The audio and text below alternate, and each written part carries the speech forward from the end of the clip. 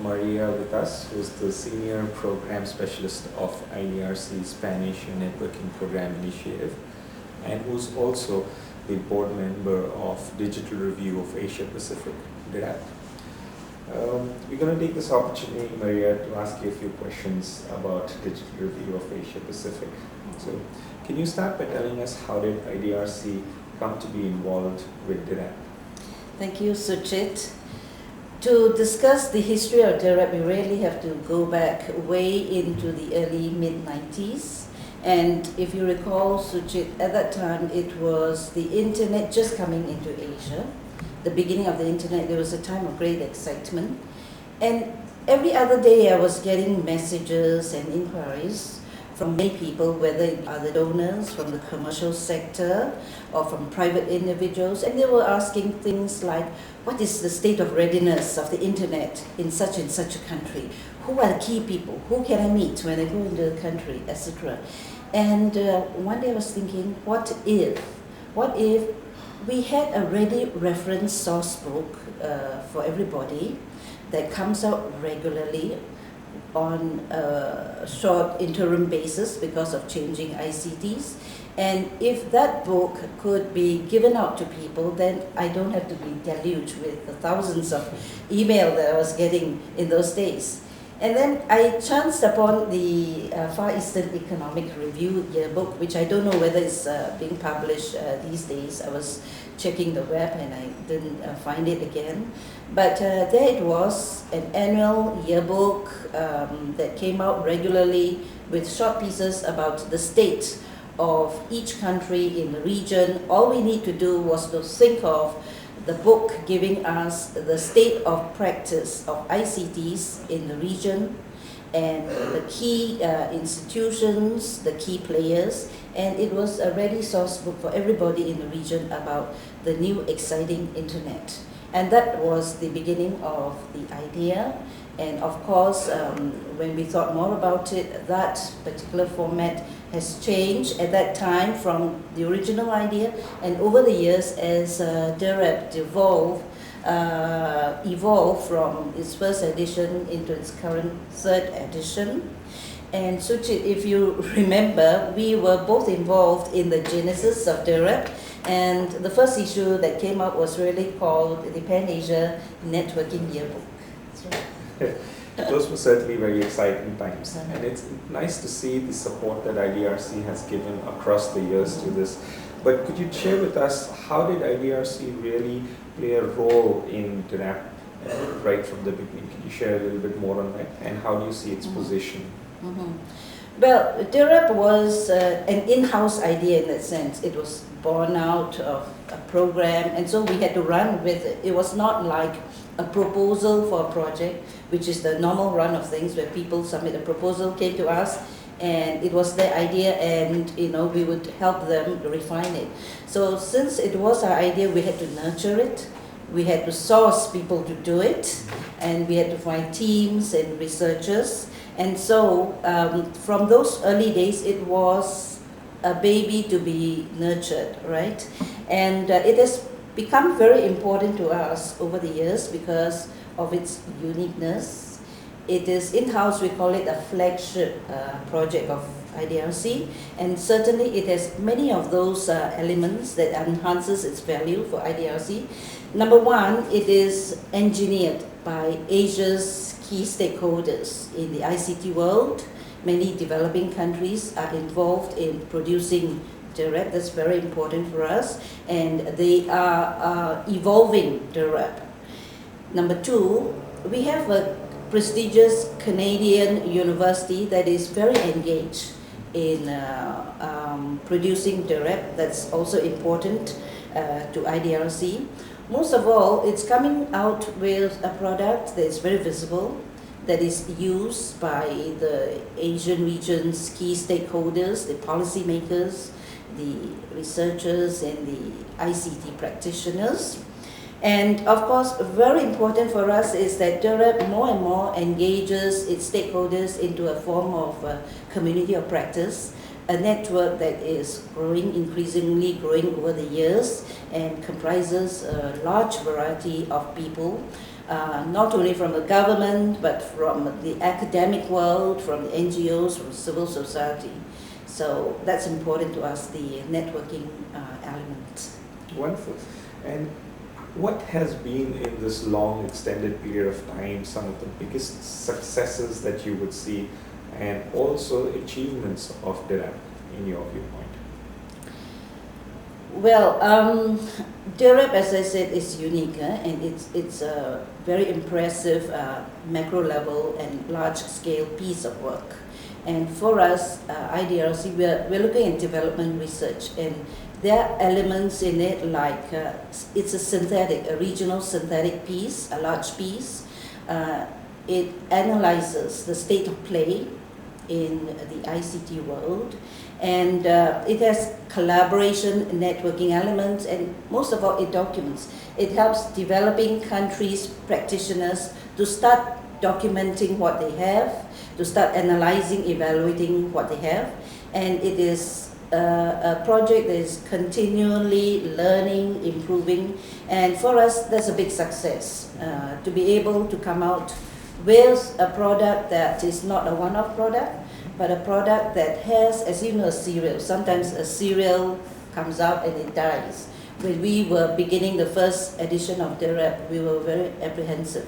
Would it stop at one? Would it be relevant to IDRC, and would it invite, still continue to invite IDRC's interest in further funding and go on to a two? So far, we have got a third edition and we are planning a fourth, so that's a great success. And since you have such a vast experience in the region and having been involved with DirAP from the inception to today, what are the key challenges that you see being faced broadly in ICT4D in the region, across the region? And also, how does it map into DirAP? Mm-hmm. Well, my biggest challenge as a program officer working in the region for now 3 decades has always been the question of skilled human resources. And we continue to lack that in the ICT world. The moment you have good players, ICT players, the moment you increase their skill sets, send them for further training, development program, they become valuable to other people as well, and we continue to lose them. The more we want to go for high-end products, the more we have to look at the cutting edge, the people who are dealing with cutting edge, and they are the people who are very busy people, university administrators or outside of universities, the top level in the agencies, and it's very hard to get the time commitment because they have so much to do, and so growing that pool of people for DirAP and for all our other projects has been a challenge. So of course you could continue to train a large number of people, but that requires a lot more resources. And the more you engage, well, in some ways, some would say, it doesn't matter if you lose them from one project, they go to another sector, they all stay in the country, and of course, that's a very true fact too. So we continue to learn about how to build the skill sets of people in the region, to retain them, to have them come round again to other projects if they leave one project to another project, and to live with the fact that they are contributing to the development world, especially to their own countries when they move around in all sorts of jobs that they inevitably would have to get to as they grow, as they mature, and get into different positions in their lifetime. And how do you see the future of DirAP shaping up going forward? Well, Suchit, I think DirAP has to stay relevant. That's the key word, relevant to its stakeholders. So there's a whole crowd of stakeholders. How does DirAP stay relevant in terms of content, in terms of format, in terms of in the case of PAN, being of interest to PAN in following PAN's agenda over the years. As you know, IDRC's Pan-Asia Networking Program has a 4-year prospectus, and it's very forward-looking. And every 4 years, we pinpoint the areas that we need to address. And that prospectus actually comes from the Asian stakeholders themselves, because we meet with the Asian stakeholders over many rounds of meetings, and we ask them, what is the next most significant thing that is going to happen, what is their most important need, and what is your problem. So all that gets synthesized and become a document for our planning purposes for 4 years. So every 4 years we do that. Now, if that is the case, and that's the essence of the stakeholders' views, then it becomes logical that DirAP should, look at the prospectus of PAN and stay relevant to that, aside from getting its own feel from the region as to what are the interests of the people. So I think the greatest challenge is to be on the cutting edge, looking at what's possible, looking at people's needs and people's interests, and bearing in mind that DirAP is not only for industry. It's not, about cutting edge ICTs, but it has to serve a special purpose which is very dear in the hearts of all the stakeholders of DirAP. As you know, this is a voluntary network. People don't really get paid when they spend many days working on a chapter of DirAP. It's in everybody's heart that it would be of interest to people, in the sense that what is projected is the needs of the disadvantaged people in the region. How do they get involved and get engaged in the ICT world? So for every chapter, that comes out in an innate fashion.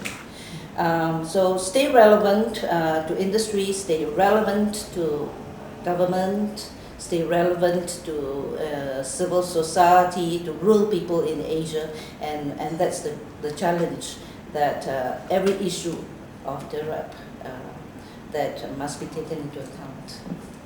Thank you. It's nice to see with great pride and also with a degree of satisfaction when you look back across DirAP and all the issues that have come across. Mm-hmm. And we wish you all the best for the future editions. Thank you, Suchit. And you have been traveling this journey with me all the way. That's right. From the mid-1990s till now. And I'm so happy you're still with me. And that's really an encouragement, and a motivation for me to carry on with this challenge. We appreciate your time, energies and efforts, and also of IDRC and all the partner agencies. Thank you, Suchit. Thank you.